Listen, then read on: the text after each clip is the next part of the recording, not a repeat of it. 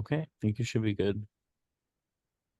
Okay, well, good evening, everybody. Welcome to the December meeting of ANC3C's Public Safety Committee. I'm Rick Nash, co-chair, along with Commissioner Adam Prinzo, who has just convened the meeting. And we have an agenda tonight that is focused on an update from MPD, and we're very pleased to welcome back Lieutenant Paul Johnson from the second district. And then in addition, we have the Office of Attorney General who will be speaking about the proposed SAFE Act. And I expect there will be a number of questions on that. We're getting started now, but I also expect that people will be joining as we get going. I don't know whether Commissioner Prinzo mentioned, but we do record these meetings, and while no decisions are taken, we keep the recording up there for the public to refer to if they haven't attended the meeting. And so you'll see the OK button on your screen and click that and we can get started.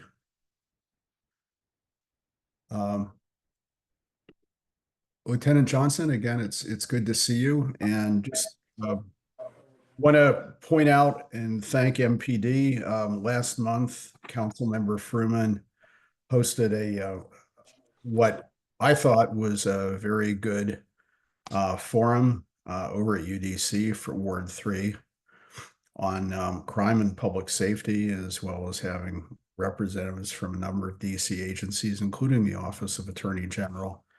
And a number of speakers noted that while crime is still up over levels pre-pandemic, it has come down significantly in the last year in most major categories.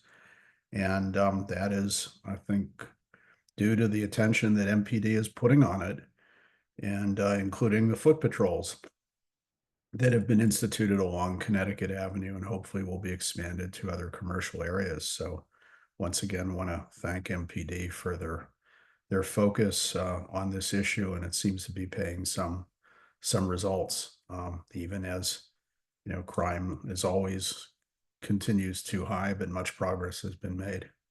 So with that, Lieutenant Johnson, I'll turn it over to you for an update on the PSAs that cover ANC3C. Hello, everyone. It's Lieutenant Johnson again. How's everybody doing? Hopefully well this holiday season. And I have the crime report for ANC3C tonight. Crimes, again, are trending down ANC3C. I don't know if you pay attention to the crime cards, crime stats. I'm going to give a brief report on the comparison of the 30-day crime period compared to the same 30-day crime period last year. We're down 44 crimes. We went from 80 crimes to 36 crimes compared to the same time last year. And those crimes include, we had 3 burglaries. Those are up. Compared to last year, we had 0. The burglaries, they stayed the same. We had 1 last year and 1 same 30-day period this year, 1 burglary. Theft from autos are down. We had 9 this time last year. This year we have 7. Retail thefts way down. We had 67, and this time we're reporting 21 retail thefts. Most of those from the CVSs that we have in 204 and 203. We had motor vehicle thefts. Those are up. We have 3 reported last year. And we have 1. We had 4 to report this time. And then there's no arsons. Let me talk about the robberies real quick that we had. We reported 3 robberies. Most of those were on Ordway, 2700 block of Ordway. And these robberies weren't like regular street robberies. These included like a catfishing on the internet. The complainants met someone online they thought was a female, agreed to meet on Ordway Street. They get there and they were robbed at gunpoint by an unknown male. Those cases are still open. We had 2 on Ordway, both on the 26th. One was at 10 o'clock at night and one was like 3 o'clock in the morning. And then we had 1 at 3400 block Connecticut Avenue, another robbery. The complaint was uncooperative, but we believe it the same way that the Ordway ones happened, where they met someone online, agreed to meet in PSA 203, and were robbed by an unknown male at gunpoint. So these weren't like random street robberies. These was like, catfishing internet crimes where they met someone online, agreed to meet in 203, and were robbed. We had one burglary of a home, which occurred in the 3500 block of Williamsburg Lane. Side door was forced, and suspects entered and stole, personal items from the victims' homes. So other than that, those are most serious crimes. And once again, robberies are, I don't know if you watched the news, but burglaries are up all over the city. This time of year, we get a lot of burglaries, store break-ins, and there is a citywide plan from the chief that we have overtime for our retail areas at night. And that includes our 3500 block of Connecticut and the 2600 block of Connecticut for our businesses. It's included in our citywide burglary plan. You should see increased presence. They also have unmarked units this year. So you may not see a marked police car, but there is attention to these blocks at night for at least the next 30 days. And I want to remind everyone that this time of year, package theft goes up. We don't have many to report this time, but if you have a package that you need delivered, remember that 2D has an Amazon locker where you can come and have your package delivered at a secure location where you can pick it up when you're at your convenience and not have to worry about it being, stolen from your front porch. But those go up this time of year, and please, if you have something that's very valuable, you don't want stolen, take advantage of Amazon lockers. Also, we have community walks coming up in PSA 203 and 204. I'll put those in the chat in a few minutes so everyone can read those, and please show up if you can. I think one's on the 10th, and PSA 203 is on the 10th, and PSA 204 is going to be on the 23rd of December this month.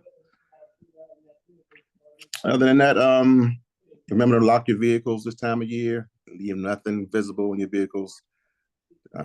If you're shopping, that a person may see that they may want to come and break your window and take things. We had a few theft from autos, not many, but we had 7 to report in ANC3C. But this time of year, those are crimes opportunities. Folks walk by your car, they see a package or a computer or anything of value, they'll break and smash your window and take your items. Also, we had those 4 motor vehicle thefts. 3 of them were cars left running with keys in them. You start your car up, you go in the house, or you go run in the store, leave your car running. You think nothing of it, you come out and your car is stolen. So if you have to leave your car, please lock it and take your keys with you, your key fobs. Some cars will run without the key fobs in them. So just remember to turn your car off if you have to make a quick, run in the store or, run in the house and get something. These guys are out here looking for cars that are left running. And we had at least 3 of those 4 stolen that way. All right, but that's all I have for my crime report. If anybody else have any questions, please feel free to ask, but you got me online here. Sure. Well, thank you, Lieutenant Johnson. I have a couple questions, and I'm sure others will as well. The auto thefts that you mentioned, stuff from auto, how many of those vehicles were recovered, and are you seeing more people using, for example, air tags, and has the recovery rate gone up as a result? And then the other question on the catfishing robberies, is that something that you're seeing in other parts of the district, or is it far more localized? Well, let's talk about the stolen autos first. Out of the 4 stolen autos, 2 were recovered. The one was recovered crashed in the Northeast, and the other one was recovered somewhere in the Southeast. And but 2 were still outstanding. And the robbery incidents, as far as I know, the only ones I know about it is the ones that we have in 2D here and on Ordway Street. It's probably a specific person, and it kind of happened with it over like a 3-day period, and ended. For the first one on the 19th, and the other 2 on the 26th. So that's about a 7-day period, and it haven't occurred since. The detective's still looking into that. Anytime that you use a computer, you can be tracked. So they're working on that case to try to catch this person. Okay, thank you, Lieutenant Johnson. Are there other questions from committee members, including commissioners? Yeah, and the catfishing thing, I just wanted to confirm and make it clear that those weren't random Right. robberies. Those were the catfishing situation. So it's not like there's an armed gunman that's targeting Ordway Street, which is what some of the neighbors were concerned about. Right. So this is very interesting information to have. And Yeah, the person using a very attractive female's picture, of course, it wasn't that person. And these guys thought they want to meet this female. They brought, like alcohol and, gifts to the Ordway and wound up getting robbed. Yeah, very unfortunate, but, you got to be careful when you're meeting people online that you don't know. And it happened over a couple months. They talked to this person off and on online, and then they agreed to meet, and they were robbed, unfortunately. okay. Thank you for that information. Mm-hmm.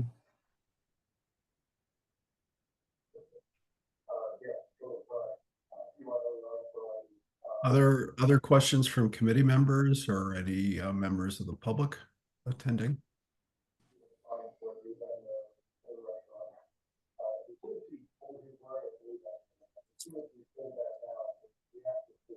Going once, twice. Question, please. Mitchell has a Yeah, question. go ahead, Mitch. Sorry about that. I was trying to raise my hand virtually, but Mm-hmm. thank you for. First, I want to echo Commissioner Nash's thanks for all the great work of MPD, and also thanks to Commissioner Nash for the shout out at Councilmember Fruman's forum to MPD. I really, think that they're doing great work. So, two quick questions. One on staffing.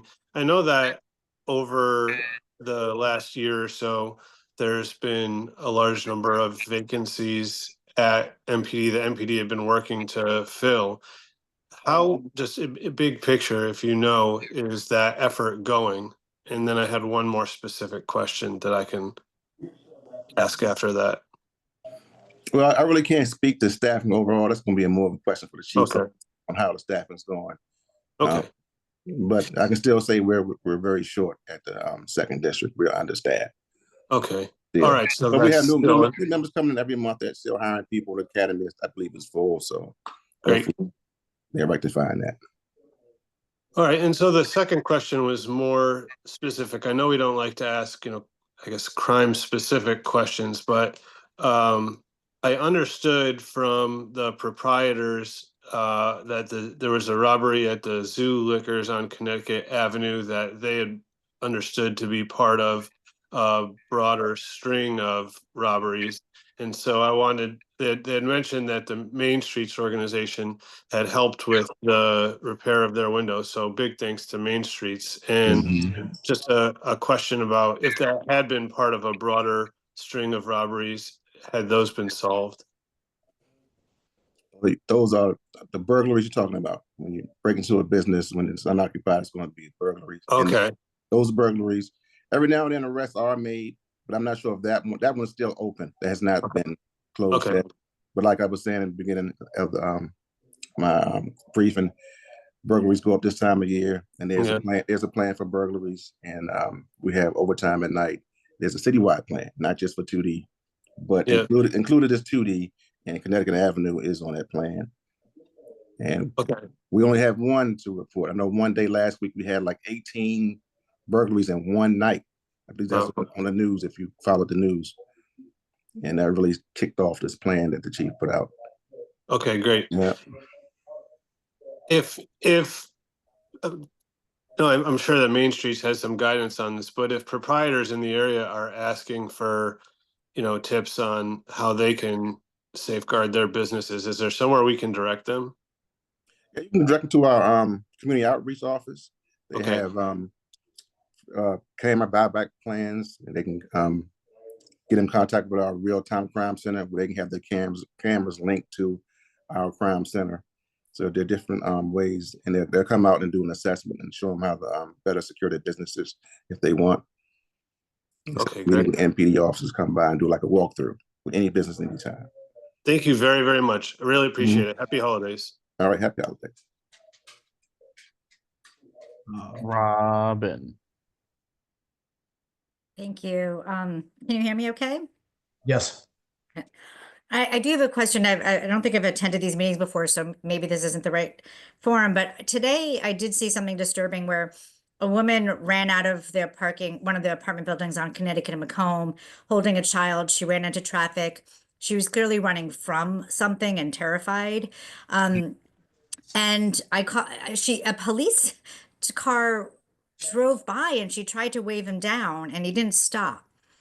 And I called the police, so I don't know, and I don't know what happened, but I mean, it's possible he didn't see her, but I would be shocked. Is there any kind of policy that they can't stop if someone waves them down? It was really surprising to me. Yeah, that is surprising. The police officer should stop for anyone that weighs them down. That's part of what we do. And Yeah. I wasn't there, so I don't know Right. what occurred. Okay. Just wanted to make sure Mhm. I'm not missing Yeah, something. I'm But flagged down all the hopefully- time. I always stop and see what's Yeah. going on. Yeah. Okay.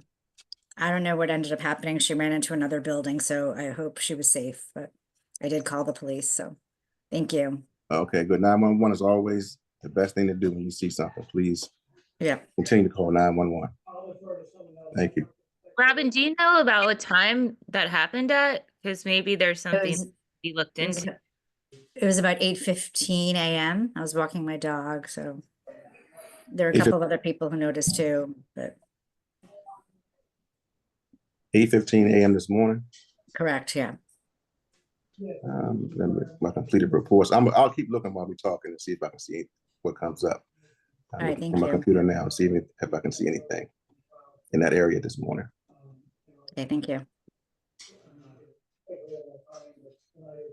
Okay, I don't see any other questions for Lieutenant Johnson. Oh, wait, Miss Tolbert.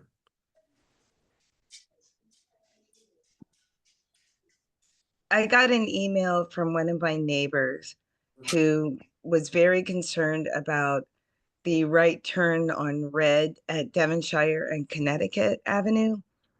And her concern is that nobody stops. And we're wondering how long it will take or when we'll get a sign that says no turn on red, because not only was she almost hit, but I was almost hit walking a dog. That intersection, people run the light on a regular. It's where the Kennedy Warren is right before the bridge, and Devonshire is the only street at that intersection. They will gun the gas when it's red and fly through the intersection, and they make a right turn onto Devonshire without stopping on a regular. And I wanted to officially communicate her concern and my concern about that intersection. Oh, thank you very much. What time of day of this occurring do you think is the most? You see most of these offenses. Is it It morning rush, happens. afternoon rush, or all day long? All day. I've almost Thank gotten you, gotten Gennaro. Yes. multiple times. It's really dangerous especially the weekends because of the amount of strollers, and families that are navigating through that section. But the time of day does not discriminate. Okay. There seems to be an intensity in the morning. I think people are trying to get to the school to drop their kids off, and they'll byline through Devonshire, but they will regularly run that light. And in heavy traffic, this is where I almost got hit walking a dog, is when traffic is stopped on Connecticut Avenue, people get distracted and they'll start looking at their phones, they'll take their foot off the gas, and they'll creep into the intersection as people are walking by. So they don't even notice. Like one time I had to hit the hood of the car that was creeping into the intersection because it was so high. I'm not the tallest person. And I don't think she would have seen me if indeed she had gone through the intersection. They have no qualms about stopping right and blocking the intersection, forcing the pedestrians to walk in between the cars. And then when the light changes, they're in peril. So it's a surprisingly very bad intersection. And I've lived there for many years. And in the last 2 to 3 years, especially this year, it's been very bad. Okay, thank you. I'm going to update my traffic plan for this location to add Connecticut and Devonshire for enforcement for these I just Thank you. wanted to flag too, like for me personally, I find that it gets a little, it's dicey all day, but I find that it gets very like questionable, like as the sun is setting, because that section of Connecticut Avenue, in my opinion, as a visually disabled person, is extremely poorly lit. And I think it's very easy for people to not see you as you're crossing the street regardless of you had the light or not, but it's just very dark and it's very like with the dusk and it getting dark early and just the amount of people there because of the zoo and the Starbucks and all the restaurants up there, it's just not well situated, well lit, well planned out or anything like that. You know, to piggyback on what Adam's saying is people exiting the Kennedy Warren don't have a light that they pay attention to. So you'll have Uber drivers or delivery drivers or residents emerge from that turnabout in their at the front of the building. And when they come out, they really aren't obliged to follow any lights, and they'll come out and turn left or turn right, right being the intersection. And that's another caution. So that light will be red for the zoo traffic, but there's no light for people leaving the buildings turnabout. So uh light it is dusky and strange, but the biggest issue I have is people just ignore the traffic signal. They are not concerned because the intersection doesn't have it only has 3 entries and not 4. So they will gun it to hurry up and get through a red light and then stop a few feet away because they're stuck at the next light. So I don't know. It is there. Yeah, I'm glad that Johnson is going to add this to the enforcement Yes. list, from an MPD standpoint. I think that's key. I believe this is Commissioner Paggett's district. Yes. Will be interested in supporting whatever additional measures, whether it's better signage or more visibility or other things that will overall improve safety there, but starting with the partnership with MPD and then going on to these other things, they can. Also, let me recommend that DDOT has an automated red light camera program. Red light cameras also, people respect those cameras. When you put the cameras in place, they stop at red lights because those tickets are very expensive. But you can go on to DDOT's website, it's ddot.dc.gov, and you can request a traffic safety assessment and request a red light automated camera.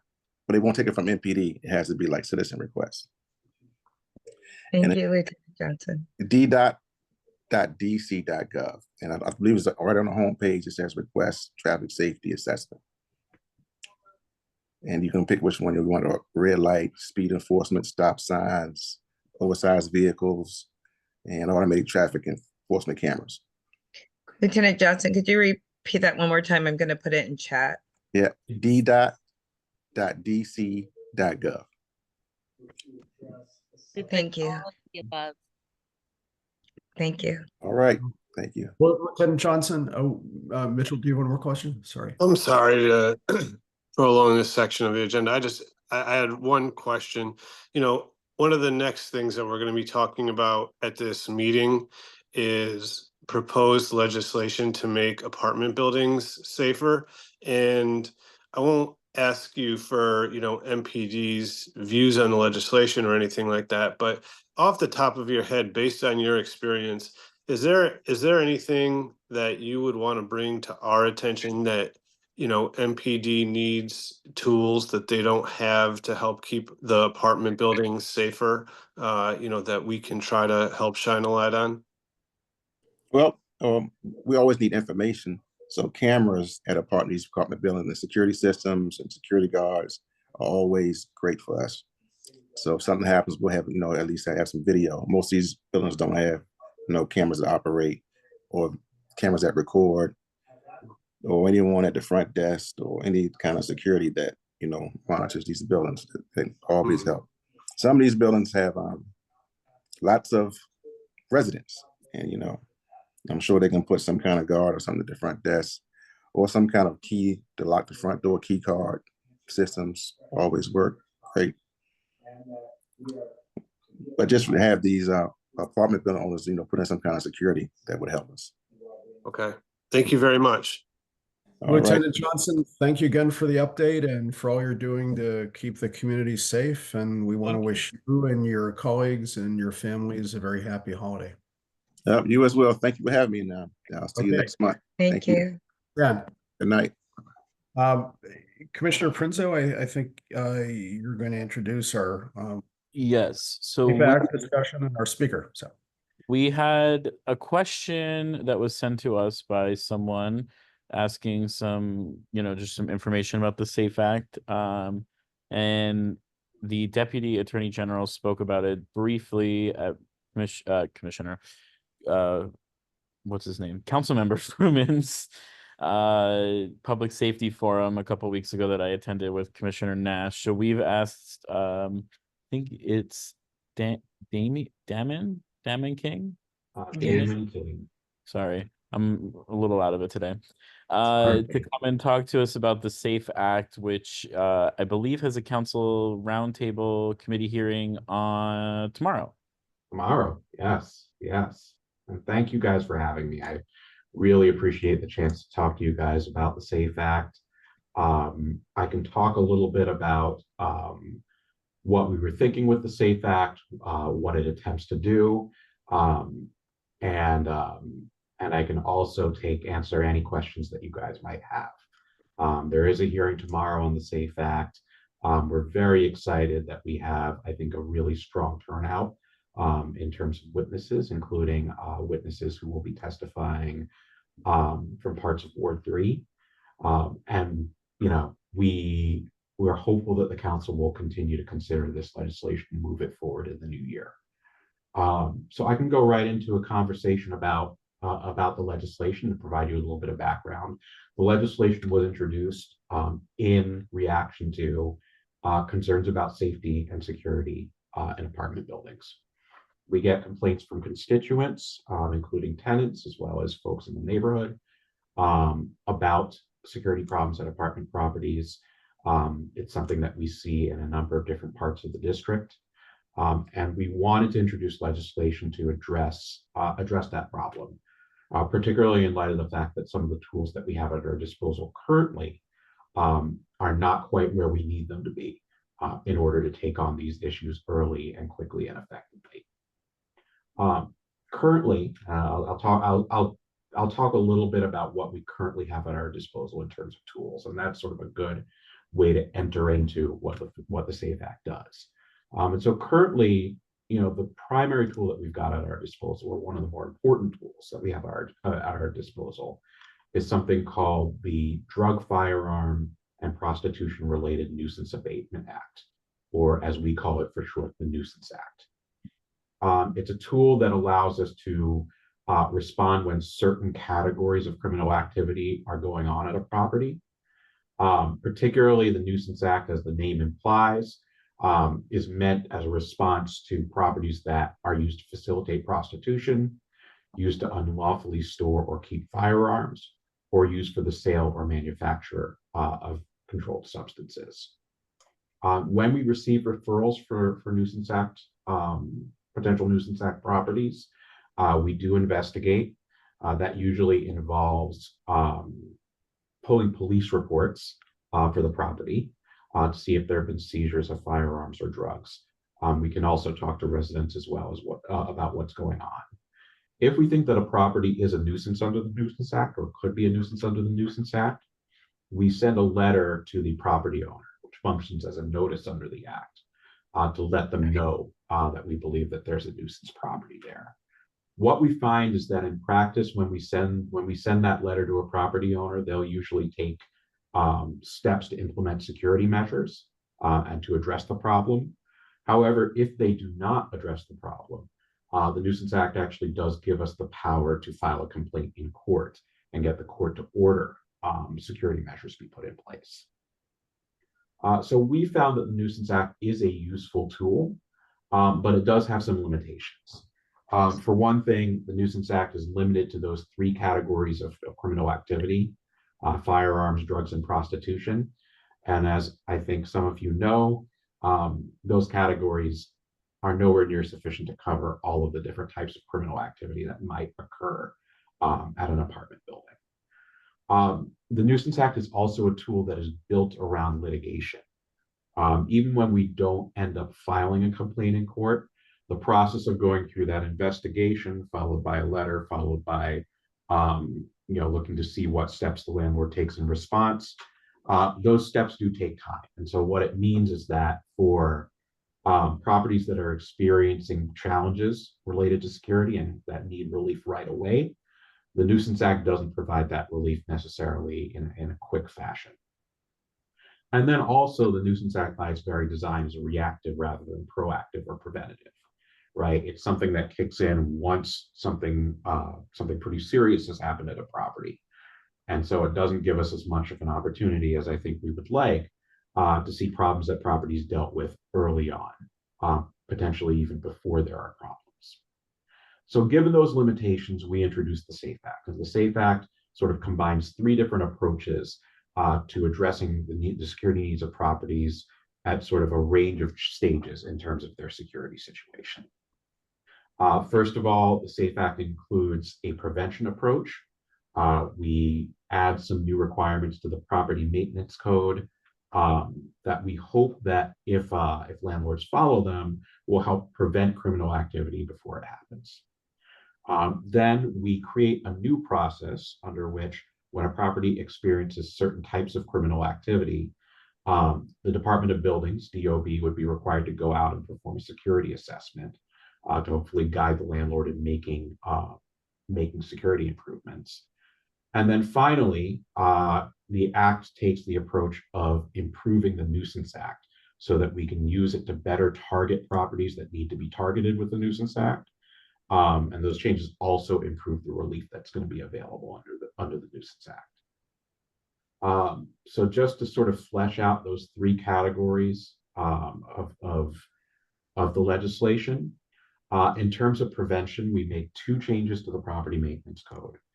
The first is to require that at buildings of 5 units or more, all exterior doors to a property should be required to be self-closing and self-locking. And that requirement is intended to prevent unauthorized access to buildings. That's something that we hear a lot about when community members come to us and talk about security at buildings. And so we wanted to strengthen the requirements around doors and locks at all exterior doors to a property in order to help address that. The second requirement is that, again, at buildings of 5 units or more, there be some requirements around exterior lighting at those exterior doors. So there's a minimum brightness requirement, a requirement with respect to duration, specifically a requirement that those exterior lights be on from sundown in the evening to sunup the next morning. And the hope there with those requirements is that if properties are properly lit, if those major doors that people use to get in and out of the property are properly lit, number one, it's going to help deter criminal activity because there'll be less opportunity. And then number two, it will make people feel safer as they enter and exit buildings because they'll be able to see what's going on around those doors. One thing that I just wanted to highlight, and I can't remember whether this is responsive to a community question that may have come out of ANC3C, but it's worth highlighting nonetheless, is that when it comes to these exterior doors, we specifically wanted to make sure that we covered not just the main entrances to properties, but all doors that people use to access properties. And that includes doors heading into a property or doors heading into a building, I should say, from a parking garage or from a parking lot, because we do hear community complaints about parking lots and parking garages and things that go on there. So that's the prevention piece of the bill. In terms of the early response piece of the bill, as I said, there's this requirement that we've proposed in the SAFE Act, that when a property has experienced certain categories of criminal activity, DOB perform a security assessment. At the moment, we have drafted language around what sort of criminal activity would trigger that security assessment. We are actually taking community feedback on that. We'll get some feedback, I think, at the hearing tomorrow. And what that require, and those triggers as currently drafted are 2 seizures of controlled substances in a 3-month period of property, 2 seizures of firearms in a 6-month period, or 2 arrests for crimes of violence or dangerous crimes in a 6-month period. And again, the idea is that when you see early signs of security problems at a property, as evidenced by those categories of criminal activity occurring, somebody should go out and check out the property and see if the security measures are where they need to be and make recommendations as to changes. Now, the way the security assessment piece of the bill is written, the recommendations that come out of that security assessment would not be mandatory. They would just be recommendations. But we've also written into the bill language that shares security assessment recommendations with a number of outside parties, particularly OAG, the Office of Tenant Advocate, the Ward Council Office where the property is located, the ANC where the property is located. And if there's a tenant association at the property and the property owner is aware of the tenant association, the president of the tenants association. And the idea is these parties, even though they are, even though they are not sort of part of the agency, part of an agency, they would be in a position to monitor what's going on at the property.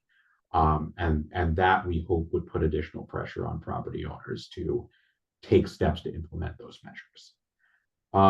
Then the final piece of the bill, and I'll talk about the final piece of the bill, and then I'll talk about the hearing, and then we can take questions because I see a number of hands raised. The final piece of the bill is the set of changes that we are making to the Nuisance Act itself. The most important of these changes is that we wanted to address a narrowness that exists in the Nuisance Act when it comes to guns.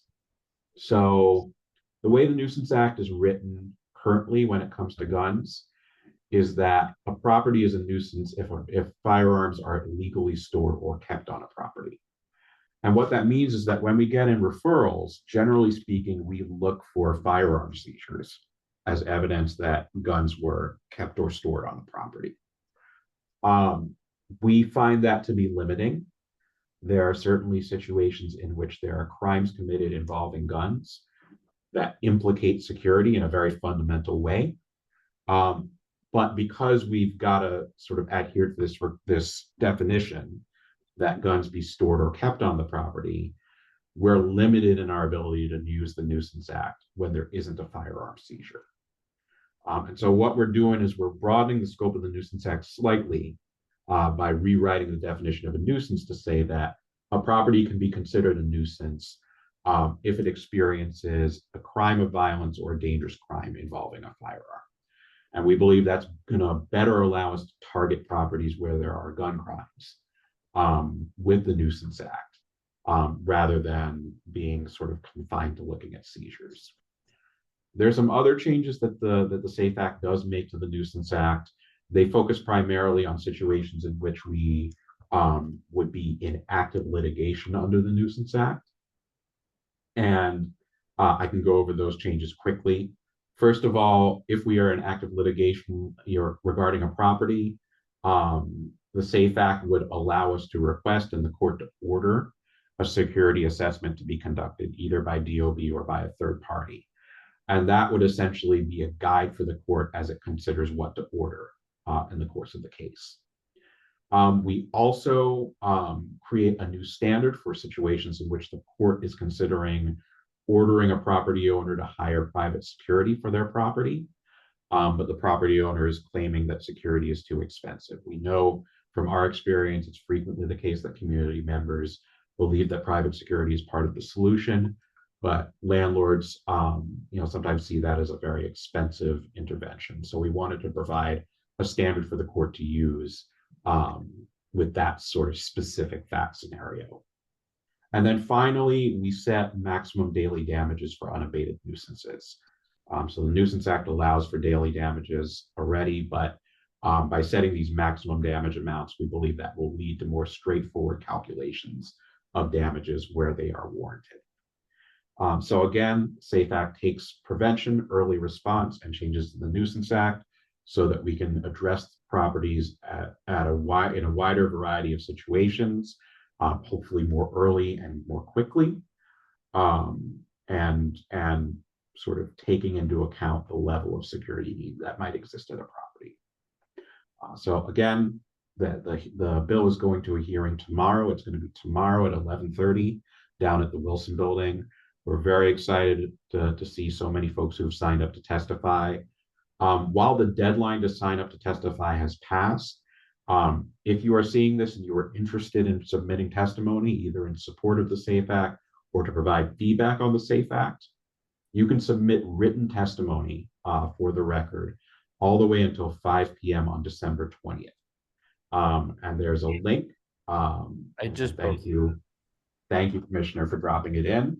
You can use that to submit written testimony and also to see what other folks have testified to as well. So with that, I'm happy to answer any questions on the legislation, on the process, or on our work to help this get this legislation passed. Okay. Is it okay if I go ahead and start? Yeah, go ahead, Courtney. Thanks. Absolutely. I'm very excited to see this issue come to the attention in the bill. My questions, okay, so are several. The Nuisance Act is narrow, although very well appreciated.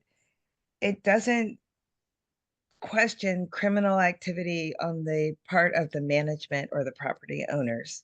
One.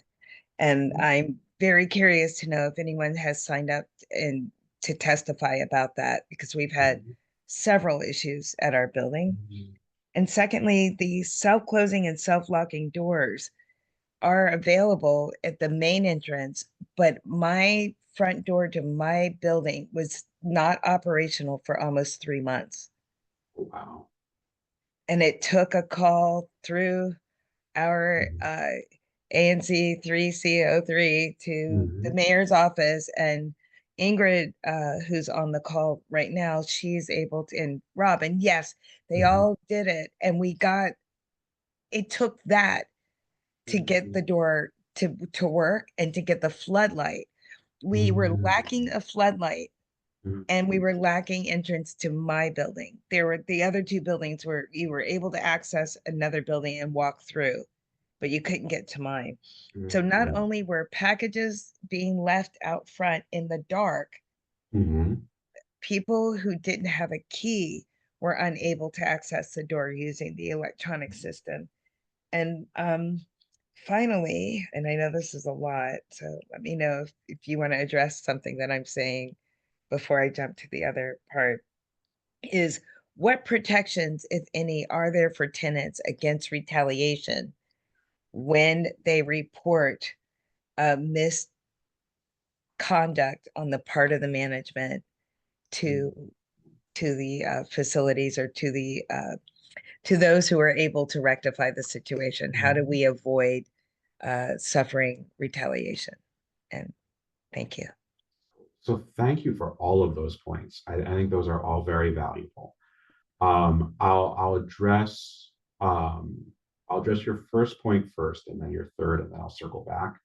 So I do think, your point about sort of situations in which management is either engaged in criminal activity or inappropriate behavior in some form, it is very well taken. I actually do think if you are considering submitting written testimony, that it might be worth raising. The Nuisance Act and the SAFE Act don't address that specifically, but it is certainly something to be taken into account, especially given that the security assessments in particular, they do rely on management sort of taking the recommendations and running with them and implementing them as appropriate. So I think that's a very important thing to flag, and for us and for the council to consider. Related to that, sort of on your third point of what about retaliation? So I will say that the way the SAFE Act is written, it does not include additional retaliation protections. And I've heard, and you're not the first community member to bring up this specific issue. So again, I think it is a pertinent issue. The one thing that I will say is that when we were drafting the legislation, one of the things that we wanted to make sure of with respect to the security assessments in particular is that they were triggered automatically upon certain conditions being reached so that it wouldn't depend on, a person filing a complaint, on a resident filing a complaint. I don't think when we did that, we were thinking specifically of retaliation, but I think we wanted not to put the burden on any tenant to sort of report, hey, this is going on, there needs to be an assessment of the property. And so we tried to sort of create language that would allow for the security assessments to happen regardless of whether a tenant came forward. Now, I think we're going to hear a lot about the security assessments tomorrow. I think there's going to be a lot of witness testimony. There are going to be a lot of questions from council members. But I did want to let you know, sort of going in, that was the intention. Now, in terms of the doors, I mean, that's very concerning. What you were saying, that you have a building whose main entrance is not usable because the door isn't functioning. May I give you a little background? There was blood Sure. on the frame of the door and on the glass and on the wall for 2 weeks. I took photos of it, reported it, it remained. And in that time period, the buzzer just kept going off and then until it died, and then it was not working. So this was an extensive issue and it was reported by multiple residents and nothing was done until one of our tenants got in touch with the mayor's office through our assistance with our advisory neighborhood council, and within 24 hours that was rectified. And my other concern was also shoveled in with it. This excludes issues in individual apartments, so there are ongoing issues as well. And this is where I'm so hopeful that this bill will encompass a little bit more for the concerns of tenants in good standing, because they're doing their part. And if management and property owners are not, and if there is a feeling that there was some criminal, there's no question. What am I saying? There's no question there was criminal behavior on part of the management. And so that leaves all the tenants very vulnerable, and nothing was done to address it. So we're just kind of sitting ducks almost, and it's not a good feeling when you love your community and you love your neighborhood and neighbors. But Absolutely, and I'm so sorry. I think I do think that all of this, it's certainly useful for the council to hear and for us to see on the record as well. I think, we introduced this legislation, with the intention of giving the district more tools to address security in a wider variety of situations. But, the bill is not going to be what it needs to be without input, without feedback from folks like you who are living in these situations in which security is compromised. So I just really appreciate all of the points that you've raised, and I hope that we can see your testimony on the record on what you're seeing. If I may, since I am the ANC that Courtney is referring to here that made the contact, I think that it is challenging not having a anti-retaliation protection there, because even in my position, like, now I'm gonna be, a snitch. And it's like, but it needs to get done, but you don't ever want to put your neighbors in a more uncomfortable position than they're already in. So that was always in the back of my mind, but like obviously I want my neighbors to be safe. Mhm. And I think the OAG's office has been outstanding in going after bad landlords, and I Mhm. appreciate that.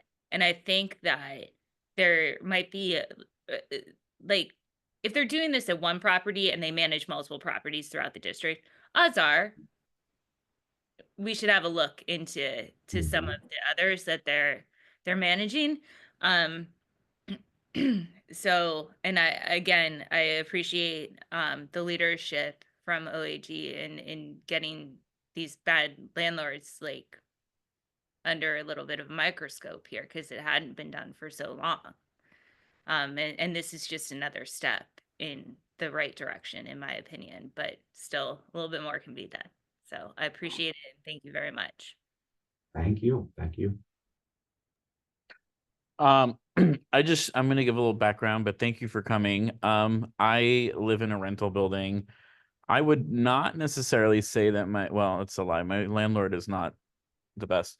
I live in a Great Star building, so not, like a small management building. Mhm. And we've had issues with elevators that haven't worked for months, front door that hasn't unlocked with your key fob for like a couple weeks.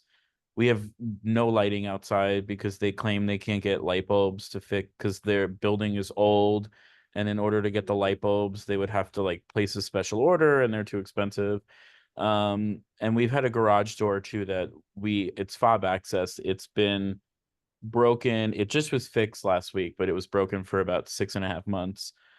Um, I personally have been retaliated against for being the ANC commissioner, oddly enough, because they received reports in for broken elevators and things like that. And quite simply, the piece of paper was just telling them who their elected officials were, and they took that to mean that I filed the report. So they called me to the office to essentially like try to strong arm me into removing my complaint about the elevators, even though it wasn't mine. But my question about the bill specifically is, so the lighting and self-locking provisions, Mhm. that's that would be in effect for all buildings in DC, or is it new constructions? So those requirements would be in effect for all buildings of 5 units or more. So it's not based on when the building was Okay. constructed. It's based on building size. And then my only other question would be, I think you mentioned something about like two criminal complaints have to occur before DOB gets involved, but that's not respective of the provisions on the lighting and the self-locking. Like that's just required outright. Yeah, that's correct. So the lighting and the self-locking is required outright. And the idea is that, buildings experiencing security problems should have those things in place, but also buildings should have those things in place regardless of whether they've had security problems, because the hope is that it helps prevent problems later. So those are not dependent on incidents happening at the property. The piece that's dependent on incidents happening is that security assessment piece where DOB comes out, specifically to make security recommendations. Okay. And then the only other thing that I wanted to add, and again, thank you so much for this bill. I personally think it's great. I will definitely be submitting some written testimony. We had an incident in our garage when our door was broken for 6 months where Mhm. somebody was robbed, and my building denied that it ever occurred, even though MPD very nicely emailed me to tell me that it had occurred. Mhm. Um, I don't know if this would be the bill to put it in, but I feel like there should be some notification of residents that, and I'm not saying that we should be telling Mhm. residents everybody's business, but just like, hey, there was a Mhm. security incident in the building. Like, please be vigilant, mind your surroundings in the event Mhm. that, like, listen, like garage doors break. It's a, it happens. 6 months is a little ridiculous, but they do break every once in a while. So like Mhm. in an event of like there is something broken, just be like, hey, this is broken. Like, please be vigilant, please be mindful. Some sort of just like resident communication, I think Mhm. would be great as well. Mhm. And that I think is again something that would be useful to include in testimony as I've been having conversations with folks at buildings in various parts of the district. Sorry. As I've been having conversations with folks who are living in various buildings across the district, one of that's actually something that I've heard about as well, sort of concerns around communication and notice when things happen.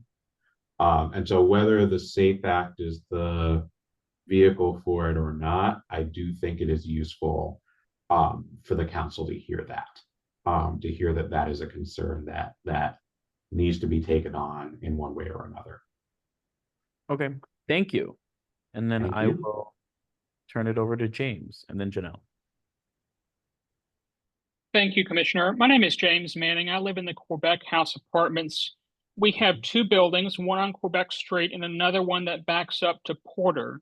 We have had extensive issues with break-ins of cars. And my understanding is that this bill does not include parking lots as an area of criteria that can be looked at. It's not something that's part of this. Who do I need, other than the testimony, who do we need to talk to ask that be included in this bill? So thank you for your question. I will say that there are a couple of places where the bill does include parking lots. So first of all, the requirements for self-closing, self-locking doors and lighting at those doors, they are intended to provide to apply to every exterior door of the property. And that includes doors coming from parking lots or from garages. So we've heard a lot of concerns around garages and parking lots.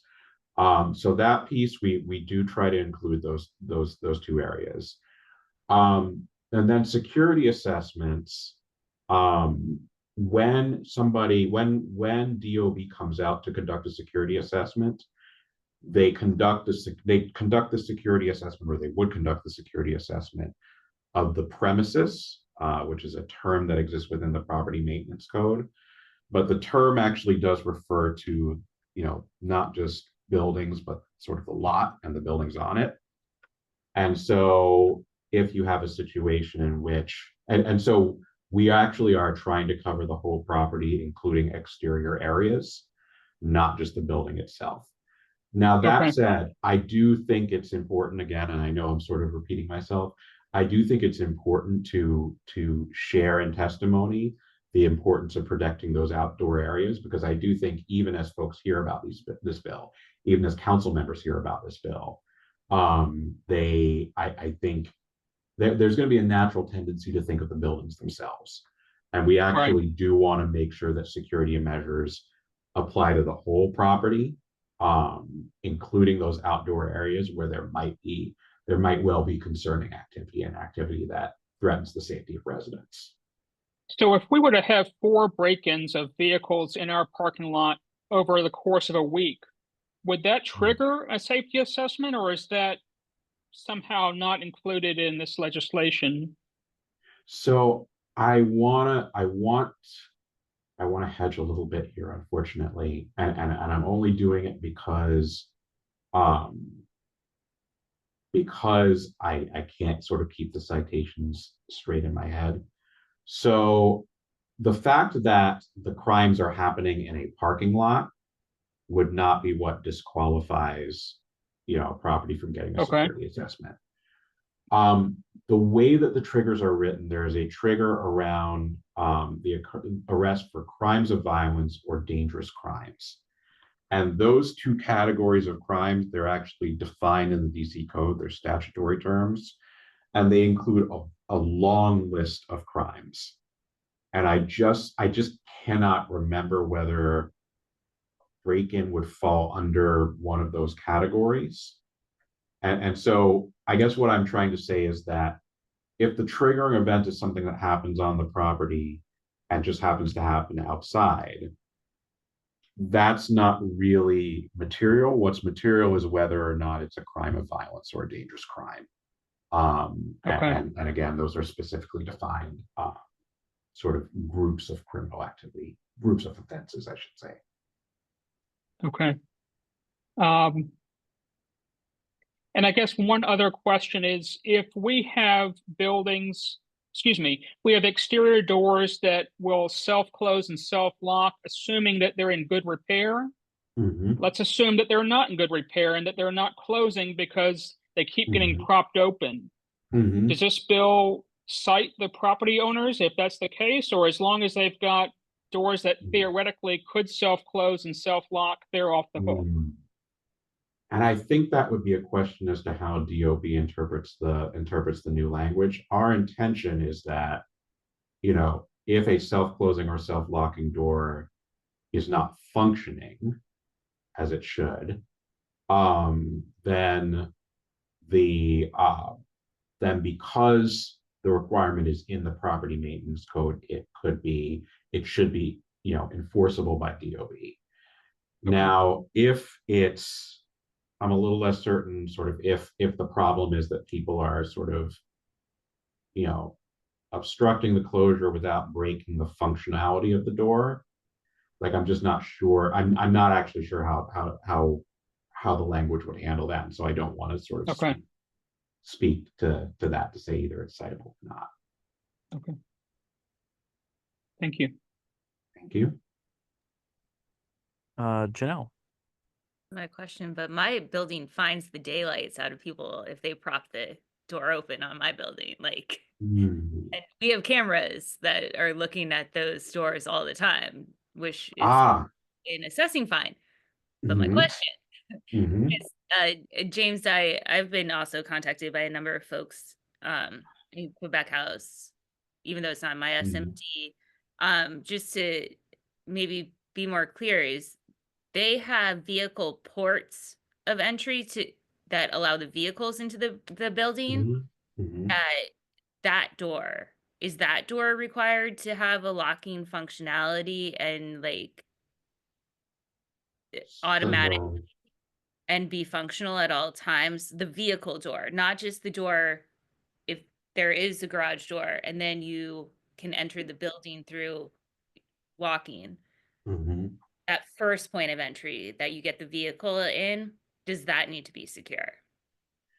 So I think it would depend on, let me see. So can you describe it a little bit for me? So there's a way for vehicles to enter.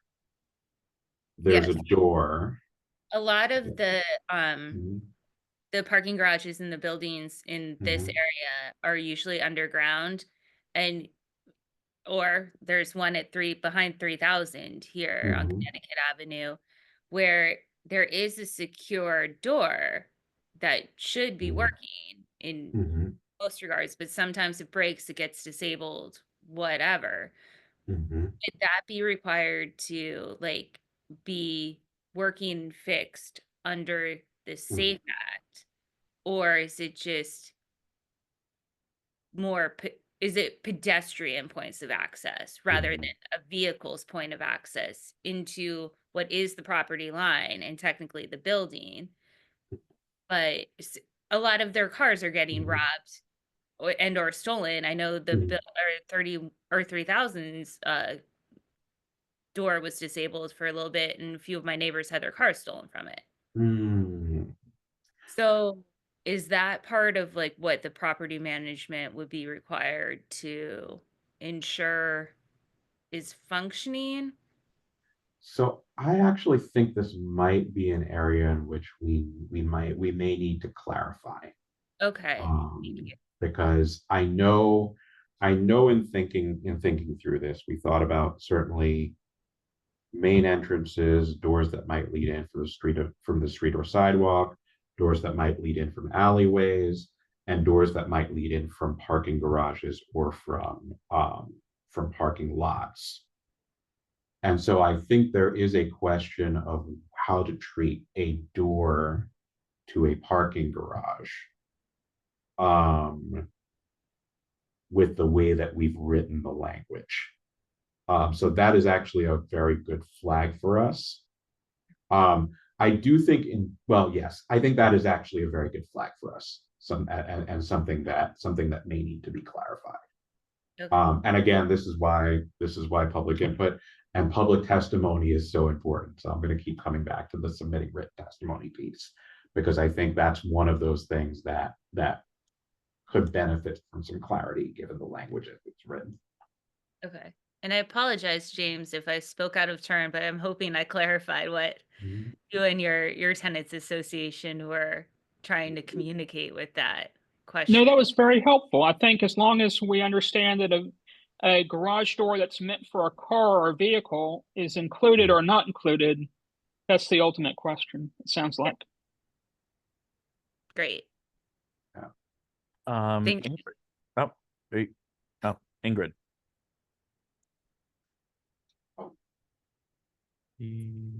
All right, there we go. Melody. Hi guys. Thank you so much for hi Courtney, and nice to meet you, Janelle. Now I've only seen her name on email, and so she was a huge help. So thank you. I'm gonna have you like talk to my family next, but in regard to this bill, I did not read it yet, but I was hearing you. And I really appreciated everything that you had to share. And I do like that it kind of takes parts of the Nuisance Act and makes it better. But I was wondering, as far as like teeth for this bill, especially when it comes to property managers that are not so great at managing properties, could we, instead of, well, in addition to fining them for, repeat offenses, or for the first offense and then repeat offenses, could we also give standing to some of the renters and owners of the apartment so that so they could sue in civil court? And if they know that there's a chance of a lawsuit privately by a private citizen, that would act as a deterrent and get them to actually provide the safety measures that this bill requires, like as an added level of like another mechanism of enforcement almost, but deterrent. That is an interesting idea. I don't actually think that's a proposal I've heard so far. So that is sort of a new idea. I think, what I will say is generally we've sort of heard some concerns around making sure that parts of this legislation have teeth, and I would expect, I'm expecting that we'll receive some testimony to that effect. I don't want to take a position on that specific solution, but again, I think it is something to raise on the record, to raise for inclusion in the record. I do think we want to get to a point where managers are doing what they should be in terms of improving security measures, and so I think it's useful to hear about sort of different ways of getting to that goal, even as we sort of propose a specific structure within the SAFE Act. Thank you. Thank you.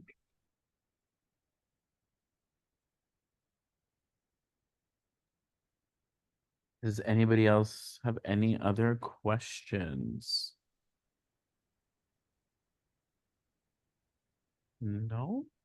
All right. Well, thank you. And I do want to mention again that I think that the deadline to file to testify passed, but you can submit written testimony until it was the 20th, I believe you said? Yeah, 5 p.m. on December 20th. John actually has a question. Oh, yes.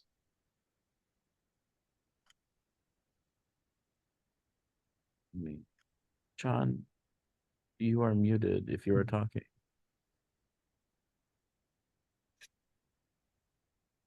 Can you hear me now? Yes. Okay. I'm going to follow up on the last question, which I understood to be could you add language to say that a tenant could sue to get the landlord to fix a problem? The other question is, could a tenant sue for damages if the landlord did not do what it ought to have done, and the tenant got the car stolen or other damages? So that would be another way to put some teeth into the legislation. And again, I think these are things that would be appropriate for testimony for the record. And you're right, that sort of idea of being able to sue and get damages is a little bit distinct from being able to sue and getting getting an order requiring the landlord to take certain measures. So that's, I think I appreciate you making that distinction and pointing out that both options could be worthy of consideration. And the other observation that I had was that the bill seems to focus on keeping the bad guys from getting into buildings. Kind of the making the doors and things harder to get past, but not the problems with the people who are already in the building. You're causing problems. And I don't live in a multifamily building, but I understand that is a concern that is quite common in these buildings. And I wondered why your office chose not to speak to those concerns in this bill. So I think part of our thinking here was that we did want to focus very specifically on physical security features that could be added to a property, as well as staffing changes at a property to sort of manage situations that are happening with respect to security. I think some of the measures that are more, some of the ideas that are a little bit more people focused. I know that there's sort of ongoing discussions about that. And we felt ultimately, I think that those were sort of larger issues to tackle that might require some different stakeholders, some different players who usually deal with some of those issues, particularly around landlord-tenant relations. And so we wanted to make sure that we were tackling physical features and staffing issues, recognizing that there might be other things that council members or other policymakers might be considering, but that might ultimately require sort of a little bit more work and some work with some different stakeholders that maybe would be involved in this type of bill. Thank you. Thank you. Okay. Does anybody else have anything they want to add? Just want to thank Mr. King for this really thorough presentation, and we appreciate all the thoughtful work that's gone into this legislation. I want to thank all of you for hosting me, and for your really thoughtful questions. I think this meeting and the questions that you've asked me showcases why it's so important that we get public input as part of the process, and that we hear from community members about what they're living and experiencing every day. So thank you. Mr. King, I can't tell you how much this is appreciated, because often we feel isolated and alone. And so it just sounds like we're being heard, and it's deeply appreciated. So thank you. Thank you. And I just wanted to mention again that written testimony can be accepted until 5 p.m. on December 20th. You can do it on that website I put in the chat, and if you need help submitting your written testimony, you can, I guess, email Janelle or I, because we are pros at it at this point. And You're fine. All of the above. And then I just have one item to bring up for all other business. Okay, well, thank you to our friends at OAG for their oh, my dog is moving my computer. At OAG for their presentation today. I really appreciate it. I know everybody else really appreciates it, and hopefully we can get this bill through the mayor's office at some point. Thank you. Thank you for having me, and I hope everybody has a wonderful evening and holiday season. Thank you. You too. Thank you. So my item for all their business this evening is an unfortunate way to end this meeting, but we had our monthly update on the Taft Bridge pedestrian railing safety improvement project. earlier this afternoon. And construction, they're gonna put it out to bid in January. It received all its approvals from NCPC, CFA, HPRB, all of it done, approved last week. It will go out to bid to construction in January, and construction will start in early summer. They're hoping May of next year to last 12 months. A few of the hopes and the asks are it's going to be a 24/7 as much as it can be to speed up the installation. And another one of the asks is that they're going to do one side of the bridge at a time, so complete one side, then go and do the other side. But they would like to put a temporary 6 to 8 foot fence on the side that isn't under construction for probably a period of 6 to 8 months. That was not part of the previous plan. There have been a uptick in the losses on that bridge recently, and this is to protect obviously everyone. This is a public safety project. Is to protect the public and their own. The construction industry has an incredibly high incident of suicide, and one of the DDOT project team members that was working on this project actually lost their life on the Taft Bridge recently.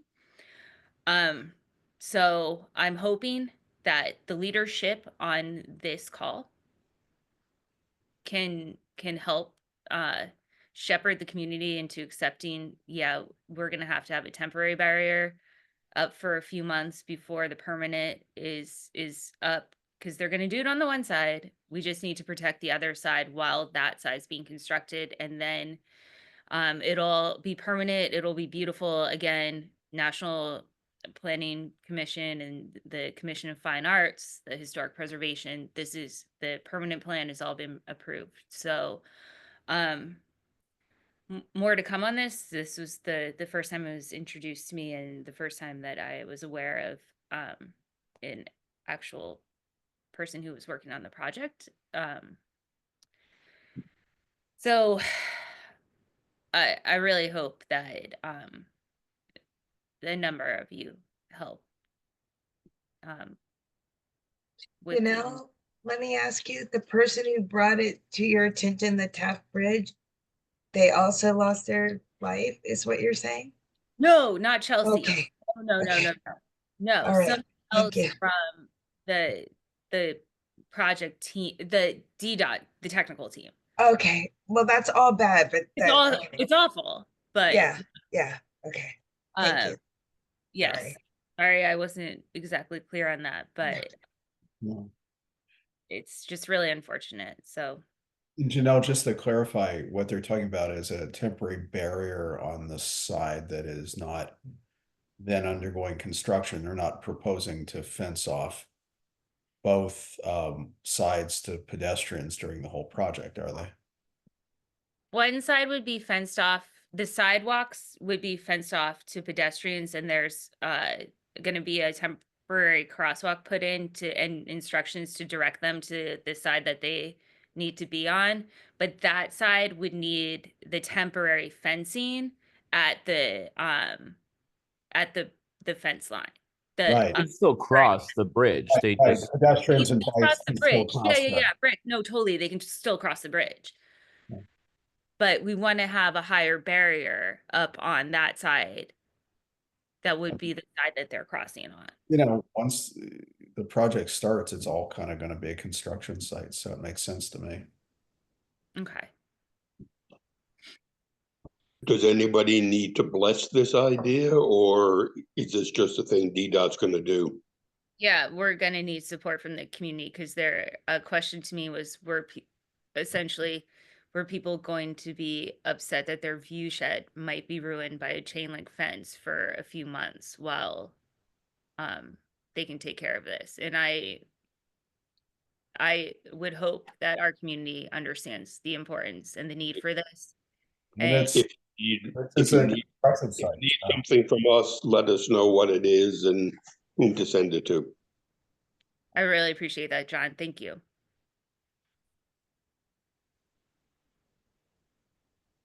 Does anybody have anything else? Sorry for ruining this. Well, just so we don't end on a sad note, I would like to express my sincere gratitude. This will be our last ANC3C public safety meeting of this ANC3C term. So I would like to thank Mitchell and Courtney, who are here today, and Elizabeth, who is not here today, for agreeing to serve on this committee. I hope we will see all three of you back next term. I think all three of you have said you are interested in continuing.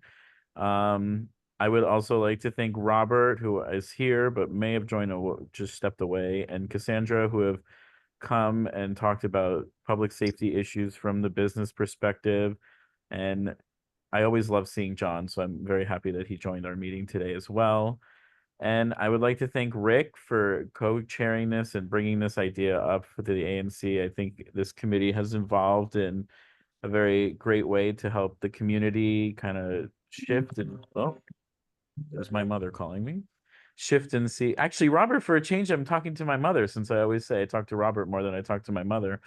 I'd like to see, just the way this committee has come together and worked on so many different issues. It's been very great and it's rewarding for an otherwise volunteer role that, there is no formal reward for, but this has been a very rewarding experience for me. And as always, our esteemed chairperson, Janelle, for just absolutely rocking and rolling and steamrolling DC government when they need to be steamrolled. So a huge thank you to all. I don't know if Rick has anything he would like to add. I would just echo all that. I think the committee's done some good work in its first year, and would also, of course, thank the police department, who have been steady partners and have really stepped up their community outreach, not just by the deeds they do, but by participation, often on evenings and off time to join these meetings. And with that, unless anybody has anything they'd like to add, I will see you all in January. I appreciate the kind words, Commissioner Brinzo, and the leadership from the commissioners on this call, and was pleased to see that you all are continuing on with the ANC and look forward to continuing to work together. So thank you very much for the opportunity. I want to say thank you to Rick and to Adam and Janelle and Robert and Mitchell. It's been a joy to be able to interact with you at this level, and I look forward to what we might be able to accomplish next year. So take care and be safe and enjoy the holidays. Don't buy too much stuff and have fun. You're here. Robert's going to encourage you now to go buy stuff at something on Connecticut. No. I have too much respect for all of you to do that sort of things. Thank you. Bye. Thanks, everyone. Right.